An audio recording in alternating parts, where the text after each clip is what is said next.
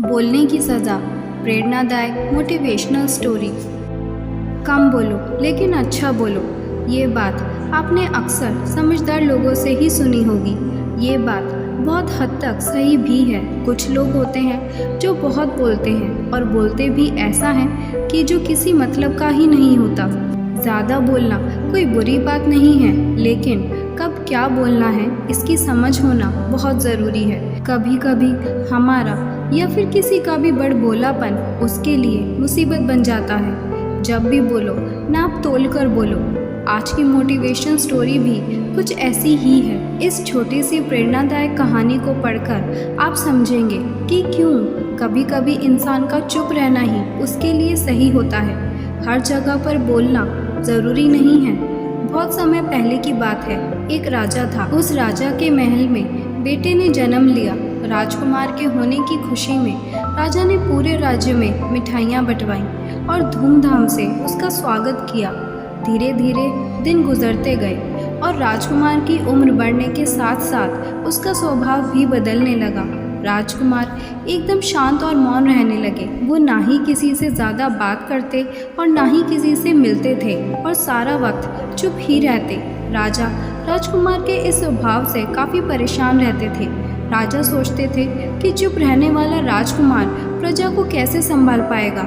राजा की चिंता दिन बर दिन बढ़ती जा रही थी। उन्होंने दूर दूर से कई ज्योतिषियों, वैद्यों और साधु महात्माओं को भी बुलाया और अपनी समस्या के बारे में बताया, लेकिन कोई भी राजा की समस्या का समाधान नहीं कर पाया।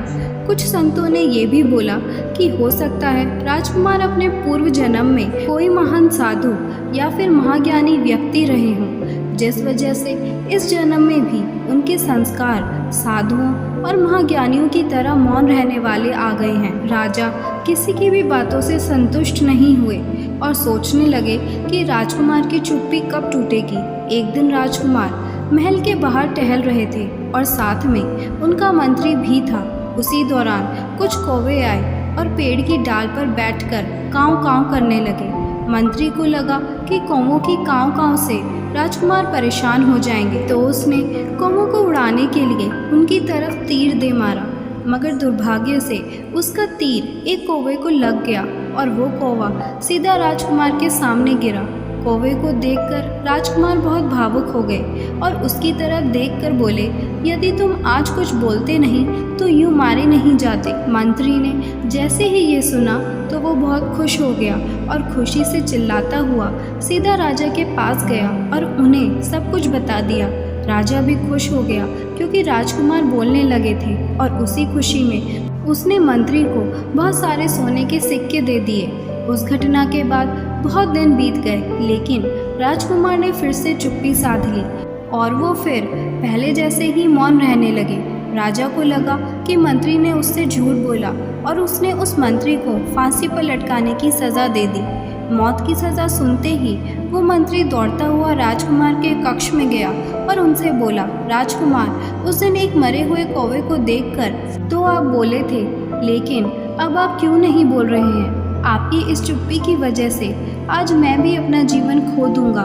मंत्री की बात सुनकर राजकुमार बोले, अगर उस दिन तुम भी कुछ नहीं बोले होते तो आज तुम्हें फांसी की सज़ा नहीं मिलती। कभी कभी चुप रहना ही हमारी समस्या का समाधान होता है। सीख जो हमें इस कहानी से मिलती है, वैसे तो बोलना बहुत ज़रूरी होता है, क्योंकि हर बार चुप रहने से काम नहीं चलता, लेकिन हमें ये बात भी अच्छी तरह मालूम होनी चाहिए कि कब, कहाँ, कितना बोलना है। कई बार हम ज़रूरत से ज़्यादा बोल जाते हैं और वही चीज़ हमारे लिए मुसीबत खड़ी कर देती है। इसलिए जब भी बोलें, अच्छा बोलें और उतना ही बोलें जितनी ज़रूरत है। और अगर ये आपसे नहीं हो पाता तो मौन ही रहो। झूठ बोलना और बेमतलब की बातें करना मुसीबत को गले लगाना जैसा ही है। आपने कई लोग ऐसे देखे होंगे जो बहुत बोलते हैं और कड़वा बोलते हैं। ऐसे लोग अक्सर किसी न किसी से वाद विवाद में उलझते ही रहते हैं और कभी तो बात हाथापाई तक पहुंच जाती है। कई बार ज़रूरत से ज़्यादा बोलना विवाद का मुख्य कारण भी बन जाता है। जिस तरह बातों से समस्या का समाधान भी हो जाता है, उसी तरह बातों से कभी कभी समस्या भी खड़ी हो जाती है। इसलिए ज़िंदगी में कम बोलें लेकिन अच्छा बोलें, फालतू की बहस में ना पड़ें और याद रखें कि आपकी एक चुप्पी कई परेशानियों को मिटा भी सकती है। अगर ये वीडियो आपको अच्छी लगी हो तो लाइक, शेयर और सब्सक्राइब ज़रूर करें।